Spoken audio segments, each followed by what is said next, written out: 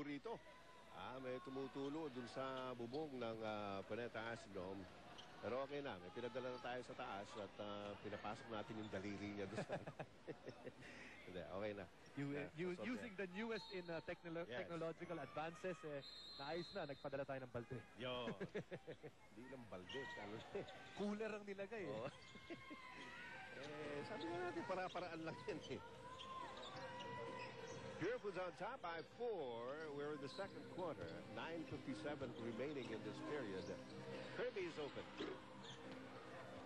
And the rebound, Joseph Yo. Nakapapasok lang, ano? Ito sa second quarter na pinasok si Joseph Yo. Christian Coronel.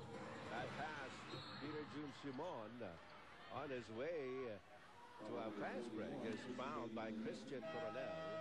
After that steal by Christian Coronel a while ago and straight for that layup, siya naman back-to-back turnovers trying to get the offense running for Santa Lucia. So yeah, pinaupo na siya pagkatapos ng dalawa sunod na turnover. Rico Villanueva. Harap-harapan sila ni Marlo Aquino. And Marlo helps him up.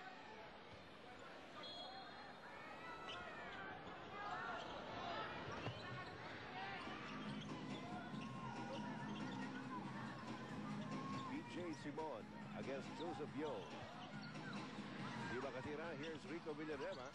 Got away from Marlo Aquino who doubled against Simon. And Rico Villanueva has 4 points in the game. Both teams are playing all Filipino. On the other, ito namang Purefoods. They've been sitting on that zone. And Santa Lucia unable to figure this zone very early. From the outside, Joseph Yo with a TM press. Now that's one of the ways to break that zone defense. That three-pointer mula kay Joseph Yo.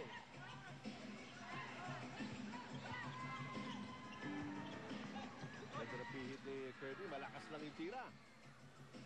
And here comes Ryan Reyes. Good pass to Joseph Yo. Pinitin pa yung tira. Ryan Reyes, Joseph Yo, pagsabay mo yan, you'd expect itong Santa Lucia Realtors to get on the highway and start running. Speed combination. Kirby against Norman Gonzalez. The pass picked off again by Ryan Reyes. Kinuloy. Good decision on the part of Ryan Reyes. Alam niya, sasabit eh. And it's Richard D. being called for the foul. Ito na, babanggit natin kanina, Santa Lucia, team that likes to run. Almost every time na tumakbo sila, pumuntos itong Santa Lucia. The Purefoods do a good job of limiting the opportunities. Only 5 at this point. Pero it has resulted into 9 points. So, alos bawat isa. At ngayon, naitabla na nila ang labang kanina. Kali-kanina lang, ano? Lamang ng 7. Ang Purefoods at 18-11. Ngayon, it is 22 all.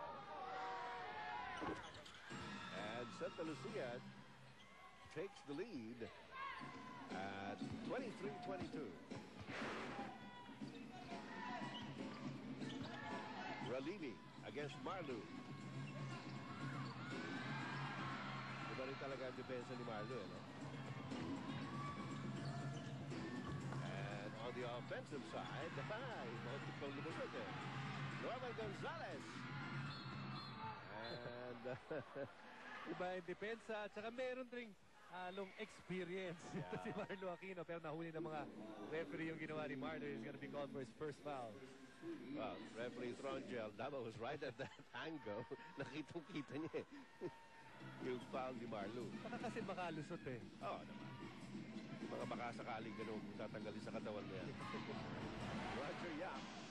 Ralibi asking for the pass. And he kicks it out. James Yap. He has this. Mababalik lang ni James Yap and it's his first 3 points.